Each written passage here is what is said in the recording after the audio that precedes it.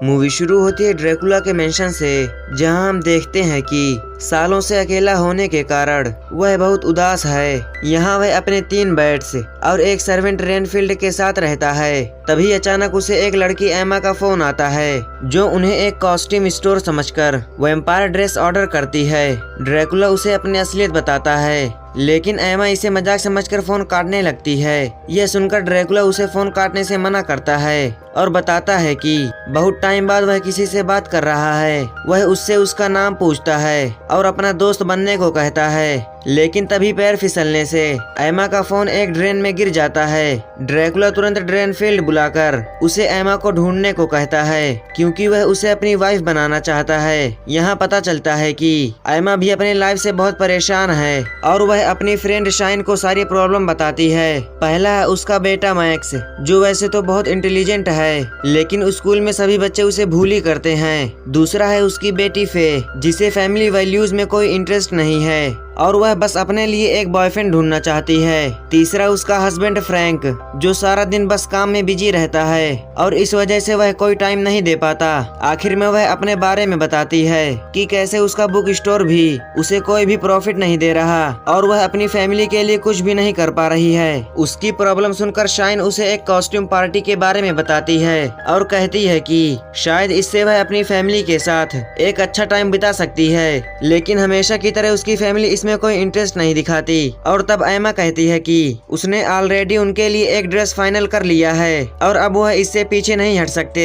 इधर हम ड्रैकुला को देखते हैं, जिसने काफी टाइम से एक यामा नाम की विच को कैद करके रखा है। वह उसे उसका एम्यूलेट वापस देता है और उसकी आजादी के बदले में अपना एक काम करने को कहता है। फिर वह उसे एमा की फोटो दिखाता है और कहता है कि तुम्हें अपने स्पेल से इस लड़की को एक वैम्पायर में बदलना होगा। यामा के पूछने पर वह बताता है कि मैं खुद भी यह काम कर सकता था, लेकिन मेरे काटने से एमा की आत्मा भी मारी जाएगी और मैं ऐसा नहीं चाहता। यामा तैयार हो जाती है, मगर बताती है कि यह स्पेल तभी काम करेगा जब वह इंसान अंदर से बहुत दुखी होगा। इधर एमा और उसकी फैमिली पार्टी में जाने के लिए तैयार हो जाते हैं और हम देखते हैं कि एमा एक वैम्पायर, फ्रैंक एक मॉन्स्टर, मैक्स एक वेयरवुल्फ और फे एक मम्मी बनी है। जल्दी ही वह चारों पार्टी के वेन्यू तक आते हैं, जहां उनका वीआईपी ट्रीटमेंट होता है। फिर वह लोग उन्हें सीधा स्टेज पर ले जाते हैं और एमा समझ जाती है कि शायद ये लोग हमें एक म्यूजिक बैंड समझ रहे हैं। डर करके वह लोग परफॉर्म करने लगते हैं, लेकिन असलियत सामने आते ही होटल वाले उन्हें बाहर फेंक देते हैं। फे को इस बात से बहुत गुस्सा आता है और वह इस बेइज्जती के लिए अपनी मॉम को जिम्मेदार बताती है।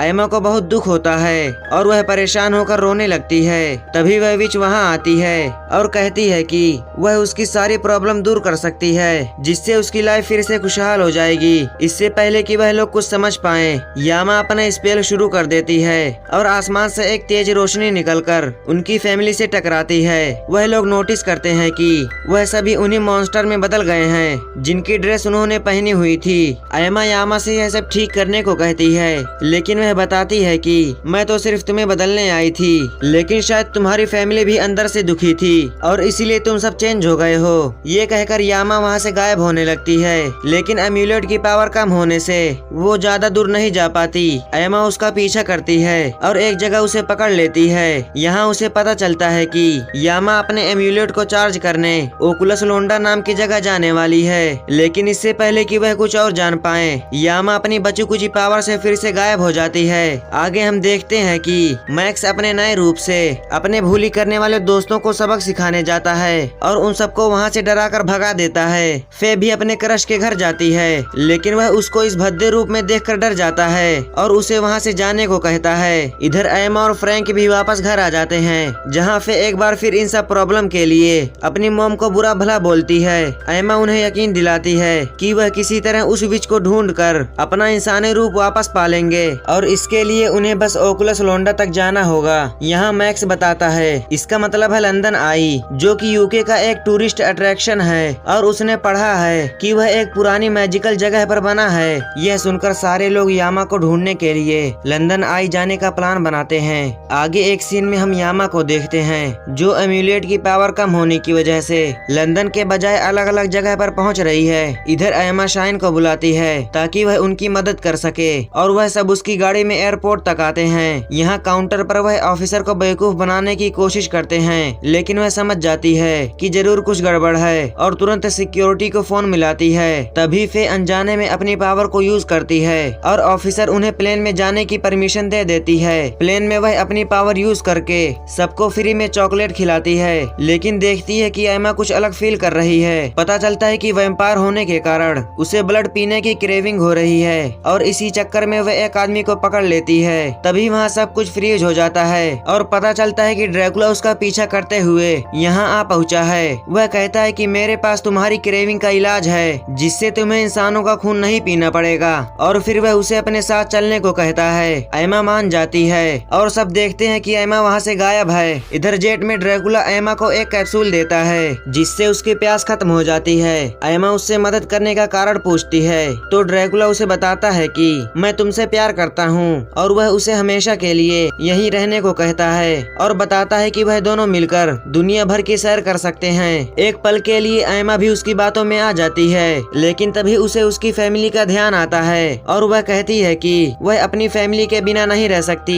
यह सुनकर नाराज ड्रैकुला उसे नीचे गिरा देता है और वह सीधा लंदन आई के पास जाकर गिरती है जहां उसकी फैमिली पहले से ही पहुंची थी। उधर ड्रैकुला गुस्से में रेनफील्ड को ऑपरेशन नाइट शुरू करने को कहता है और बताता है कि अगर एमा मेरी नहीं हुई तो किसी की नहीं हो सकती। इधर एमा और उसकी फैमिली लंदन आई में राइट टेक लेते हैं। तभी यामा वहां आकर गिरती है। फिर वह देखते हैं कि कैसे यामा अपनी पावर से एम्यूलेट को चार्ज करती है और वह लोग तुरंत उसका सामना करने आते हैं। एमा उसे सब कुछ ठीक करने को कहती है, लेकिन वह अपनी पावर से उन्हें गायब करके कहीं दूर भेज देती है। तभी वह देखती है कि शाइन उसके पीछे खड़ी है और उसे पकड़ने आ रही है। वह उससे बचकर भागती है, लेकिन एक बार फिर से गायब होकर पास बने एक फ्लैग से लटक जाती है। शाइन उसका एम्यूलेट पकड़ लेती है और फिर बड़ी बहादुरी से यामा को गिरने से बचाती है। इधर एमा और उसकी फैमिली इजिप्ट के एक रेगिस्तान में पहुंच जाते हैं और देखते हैं कि वहां उनकी मदद करने के लिए कोई नहीं है। वह आगे बढ़ते हैं और काफी दूर चलने के बाद उन्हें एक वायसस दिखता है। वो वहां खूब मजे करते हैं, लेकिन एंड में पता चलता है कि यह सब उनका वहम था और दुखी होकर आगे चलने लगते हैं। उधर लंदन में यामा और शाइन की दोस्ती हो जाती है। कैसे ड्रैकुला ने हजारों सालों पहले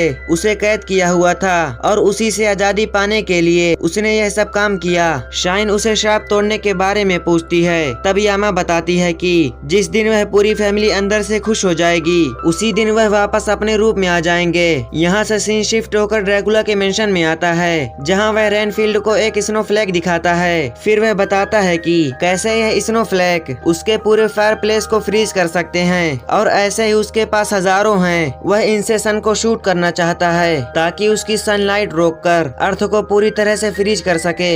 इधर रेगिस्तान में एमा और फे की फिर से बहस हो जाती है और फे उन्हें छोड़कर चली जाती है। जल्दी ही मैक्स और फ्रैंक भी ऐसा ही करते हैं और चारों अलग अलग रास्तों पर चले जाते हैं। ड्रैकुला जो एमा को ही फॉलो कर रहा था यह सब देख लेता है और उसे लगता है कि शायद किस्मत ने उसे एक बार और मौका दिया है। वह रेनफील्ड को ऑपरेशन आइस रोकने को कहता है और खुद एमा से मिलने चला जाता है। उधर एमा को कुछ टूरिस्ट दिखाई देते हैं जिन्हें देखकर उसे फिर से ब्लड की क्रेविंग होने लगती है, लेकिन इससे पहले कि वह कोई नुकसान पहुंचाए ड्रैकुला उसे वो कैप्सूल खिला देता है और बहलाकर अपने साथ ले जाता है। फे का सामना एक पुरानी मम्मी किंग इमोटेप से होता है जो उसकी खूबसूरती से इम्प्रेस होकर उसे अपने साथ एक पिरामिड पर ले जाता है। वहाँ वह उसे बताता है कि कैसे वह उसके साथ मिलकर दुनिया पर कब्जा करना चाहता है, लेकिन फे ऐसा कुछ भी करने से मना कर देती है। इससे इमोटेप को गुस्सा आ जाता है और वह एक रेत के तूफान में बदलकर उसे मारने की कोशिश करता है। फे भी इसी पावर का यूज करती है और उससे बचकर वहाँ से भाग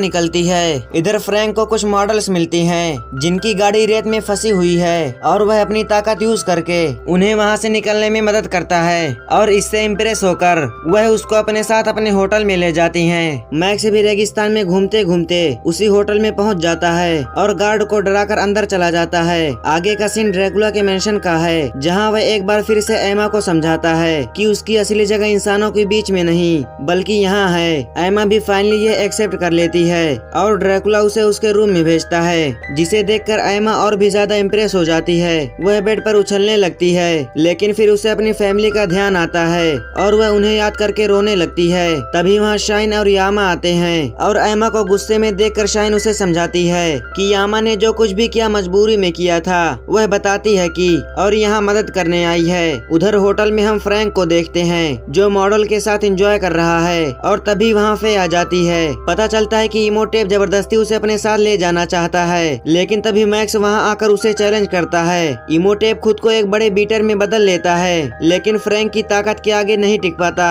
और फ्रैंक उसे पीटने लगता है। अचानक वह सब गायब होने लगते हैं और पता चलता है कि यामा उन तीनों को मेंशन में ले आई है। वहाँ एमा उन्हें यामा और ड्रैकुला के बारे में बताती है और कहती है कि वह थोड़ी देर के लिए भटक गई थी। तभी रेनफील्ड वहाँ आता है और उन्हें बताता है कि कैसे ड्रैकुला अर्थ को फ्रीज करना चाहता है, जिससे केवल वैम्पायर ही जिंदा बचेंगे, लेकिन वह इसमें उसका साथ नहीं देना चाहता। वह उन्हें बताता है कि इस वक्त ड्रैकुला लेजारत बात ले रहा है ताकि वह और जवान बन सके और यह ऐसा वक्त है जब वह सबसे ज्यादा कमजोर होता है। तभी मैक्स को एक आइडिया आता है और वह बताता है कि फे जो एक मम्मी है उसकी पट्टियों में पवित्र बाम लगा हुआ है, जिसे पानी में मिलाकर होली वाटर बना सकते हैं। फिर वह उसे ड्रैकुला के बाद में मिलाकर उसे मार डालेंगे। वह तुरंत किचन में जाकर होली वाटर बनाता है और सब ड्रैकुला के लेजारत बात में आते हैं, लेकिन इससे पहले कि एमा उसे पानी में मिला पाए ड्रैकुला जाग जाता है और एक कैप्सूल उसकी तरफ उछालता है। इससे होली वाटर की शीशी टूट जाती है और कैप्सूल के असर से एमा खून पीने के लिए फ्रैंक के ऊपर अटैक करती है। ड्रैकुला उसे भड़काता है, लेकिन एमा अपनी फीलिंग को कंट्रोल करके फिर से नॉर्मल हो जाती है। यह देखकर नाराज ड्रैकुला बाहर आता है और उन सबको फ्रीज करके कैद कर लेता है। फिर वह उन्हें अपनी स्नोफ्लेक मशीन दिखाता है और बताता है कि उनके साथ पूरे अर्थ को तबाह कर देगा। वह यामा और रेनफील्ड को भी कैद कर लेता है और कहता है कि अब उनका बचा हुआ टाइम यही गुजरने वाला है। इधर एमा और उसकी फैमिली में सबको अपनी गलतियां रियलाइज होती हैं और वह सब हमेशा एक दूसरे का साथ देने का वादा करते हैं। उनके एक साथ खुश होते ही श्राप टूट जाता है और वह सब फिर से इंसानी रूप में वापस आ जाते हैं। तभी वह देखते हैं कि ड्रैकुला के पास दो बैट्स ने उनके चैन खोल दी है और वह सब मिलकर ड्रैकुला को रोकने का प्लान करते हैं। वह सब उसके रूम में जाते हैं जहां वह सूरज उगने का वेट कर रहा है। ड्रैकुला अपनी उंगलियों से उन्हें फ्रीज करने लगता है, लेकिन वह उसी के बैट्स की मदद से उसे रोक लेते हैं। बैट्स उसकी उंगलियां चबा लेते हैं, जिससे सूजन के कारण वह उन्हें यूज नहीं कर पाता। गुस्से में ड्रैकुला अपने बेडरूम में आता है और एक एक करके उन पर हमला करने लगता है। तभी एमा देखती है कि सूरज निकल आया है और ड्रैकुला भी अपनी मशीन ऑन करने लगता है। तभी उन्हें एक आइडिया आता है और वह सब मिलकर वहां लगे पर्दों को खोल देते हैं, जिससे ड्रैकुला सूरज से निकली किरणों में फंस जाता है। फिर एमा वहां रखे स्नोफ्लेक उसकी ओर उड़ाती है और देखते ही देखते वह फ्रीज हो जाता है। आगे हम देखते हैं कि उनका लाइफ स्टाइल अब चेंज हो गया है। फ्रैंक अब अपने बॉस से जरा भी नहीं डरता और वह टाइम पर काम खत्म करके निकल जाता है। एमा भी घर पर एक पार्टी रखती है जहां मैक्स को भूली करने वाला स्टूडेंट उसका दोस्त बन जाता है। फे को भी अपनी पार्टी में आया एक लड़का पसंद करने लगता है और उसकी बॉयफ्रेंड वाली विश भी पूरी हो जाती है। तभी उनकी नजर दरवाजे पर खड़े ड्रैकुला के साया पर पड़ती है, लेकिन पता चलता है कि यह रेनफील्ड और यामा हैं जो बैट्स के साथ पार्टी में आए हैं। एंड सीन में हम उसे एक फैमिली फोटो लेते हुए देखते हैं और इसी के साथ हमारी मूवी खत्म हो जाती है।